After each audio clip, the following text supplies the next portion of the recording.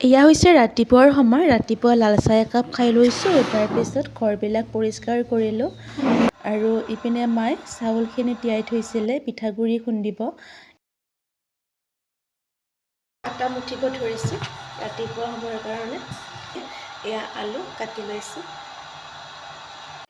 ৰাতিপুৱা সময়ত মায়ে ৰুটিখিনি বনাব ধৰিছে আৰু এয়া মই আলু পিটিকা ভাত খাইছোঁ। মই ৰুটি খোৱা নাই, ভাইটি ভণ্টিও আলু পিটিকা ভাতে খাইছে আৰু এয়া ইপিনে লাৰুখিনি বনাব ধৰিছোঁ। প্ৰথমতে নাৰিকলৰ লাৰু গুড়েৰে আৰম্ভ কৰিছোঁ, নেক্সট চেনিৰে বনাইছোঁ। ইপিনে মায়ে পিঠাগুড়িখিনি চালিব ধৰিছে। নাৰিকলৰ লাৰু বান্ধিব লাগিছোঁ। মা আৰু মই দুয়োজনীয়ে নাৰিকল দিয়া পিঠা গধূলি মায়ে বনাব, এতিয়া পিছে বনোৱা নাই। আৰু ইপিনে জেতুকা হয় ছিঙিলোঁ আৰু এয়া এগালমান জেতুকাৰ পাত ছিঙিলোঁ আৰু এতিয়া হাতত লগাব লাগিব।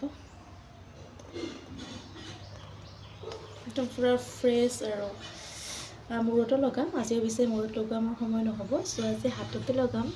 সকলোলৈ মৰমৰ দলিচা পঠিয়াই আজিলৈ আহিছোঁ। Bye bye.